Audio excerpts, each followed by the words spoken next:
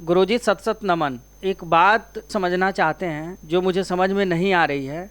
मैं जानना चाहता हूँ कि गीता, वेद और उपनिषद इन सब का मूल क्या है, यानी कि इनका सार क्या है और ये एक दूसरे से कैसे जुड़े हुए हैं। कृपया इस पे मार्गदर्शन करें।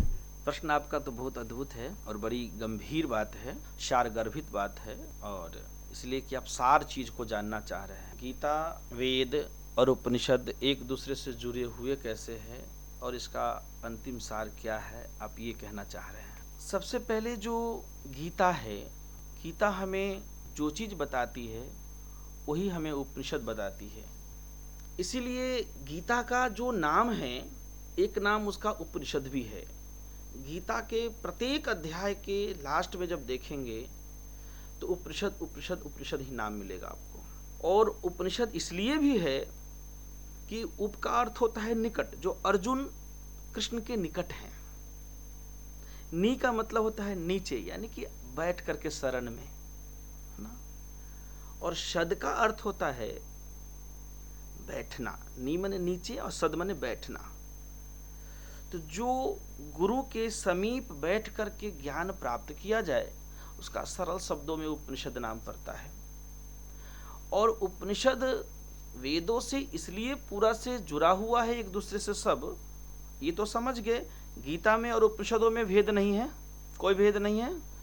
उपनिषद का नाम तो उपनिषद है ही है, चाहे वो कठोपनिषद हो, तैत्तरीय उपनिषद हो या बृहदारण्यक उपनिषद हो, आदि आदि जो भी उपनिषदें हैं। और गीता भी उपनिषद ही है,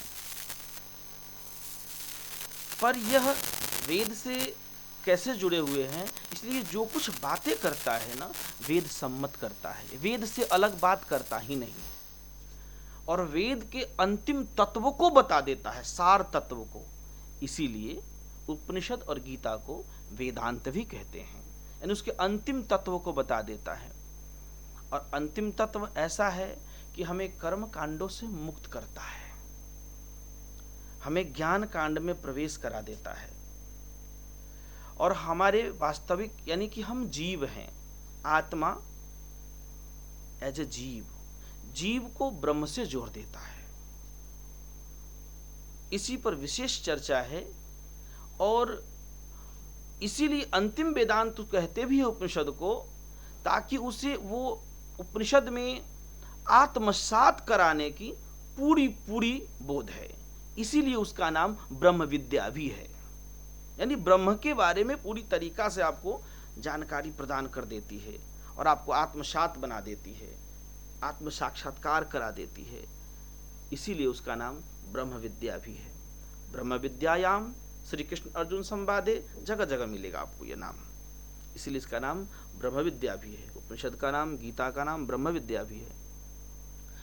तो ये चर्चा आती है ब्रह्म विद्या है, तो ब्रह्म है कौन, ब्रह्म कहाँ है, हम कैसे उनसे मिले, इन्हीं पर चर्चा है। तो हम ब्रह्म से कैसे मिले, तो हम थोड़ा वेद की ओर आते हैं। यजुर्वेद का जो अंतिम महावाक्य है, अंतिम महावाक्य माने सबसे लास्ट वाक्य, महावाक्य, अंतिम वाक्य, वो कहता है कि जब जीव वेदांत को, वेद को और वेदांत को जब समझने लगता है, जानने लगता है, जानते जानते जब जान जाता है, तो वो इस महावाक्य तक पहुंचता है, इस अनुभूति तक पहुंच जाता है। किस अनुभूति तक? मैं ही ब्रह्म हूं। ये यजुर्वेद का कहना है।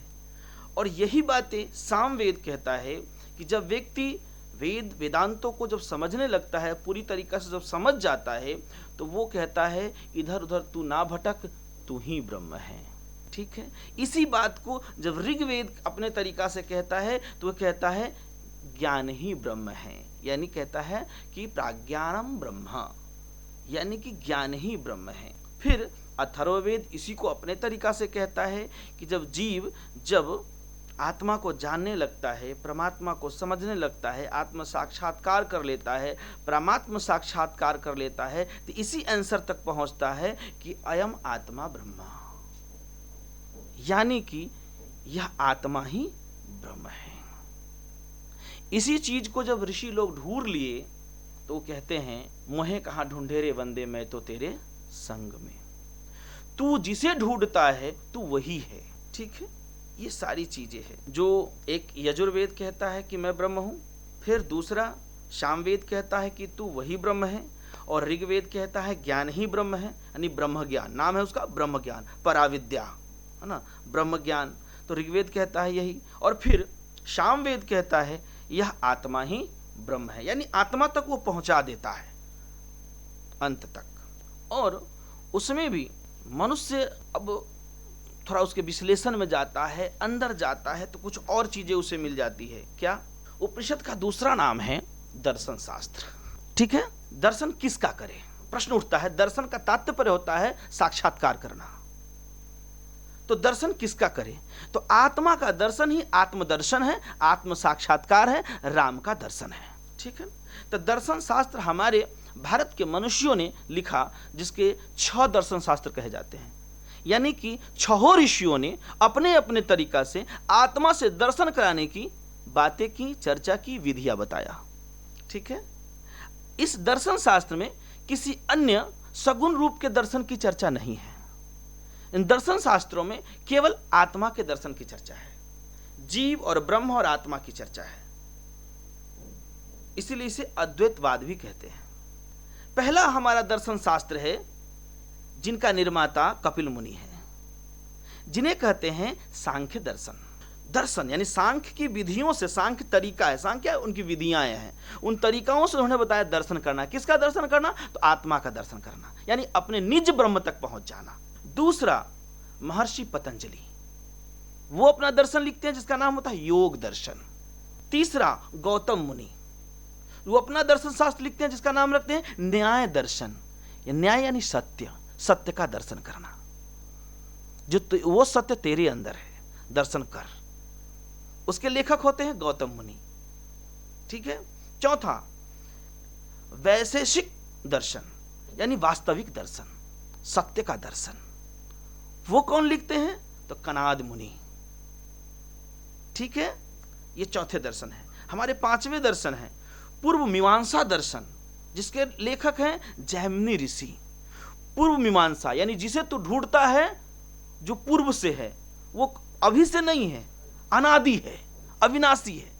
वो पूर्व मीमांसा दर्शन जिसके लेखक जैमिनी ऋषि है। और हमारा अंतिम दर्शन जिसे वेदांत कहते हैं, उपनिषद, है ना, वो अंतिम दर्शन है जिसके लेखक है वादरायण ऋषि।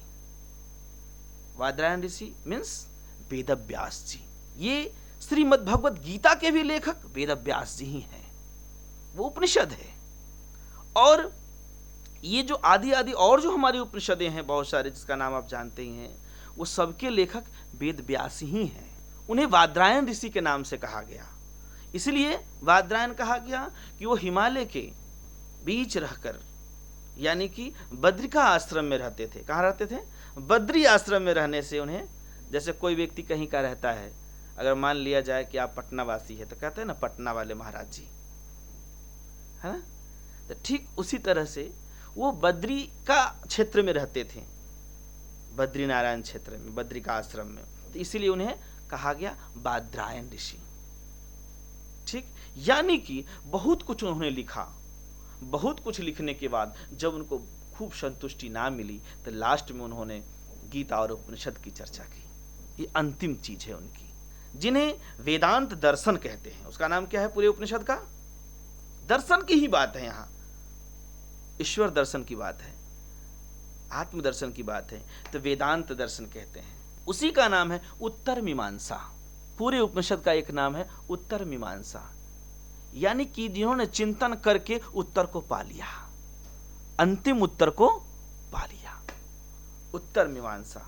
ये इनके लेखक वेदव्यास जी हैं, जो वादरायण ऋषि के नाम से भी जाने जाते हैं। संतों की वाणी में वेद पुराण संत मत एहू, सकल सुकृति फल राम शनेहू। अर्थात वेदों का, पुराणों का, सबका, उपनिषदों का, गीता का, सबका, जितने हमारे ऋषियों हैं उन सब का अंतिम बात, अंतिम महावाक्य यही है कि राम से स्नेह हो जाना, राम में अपने चित्त को गोता लगा लेना, अंतर्मुखी हो जाना। ठीक है, यानी कि राम से दर्शन करना। राम कौन? जो आपके अंदर उपस्थित जो आत्मा राम है, जो ब्रह्म राम है, जो आपके अंदर है, उन राम का दर्शन ही प्रधान है। सारे वेदों का, उपनिषदों का, पुराणों का, गीता का यही अंतिम सार है।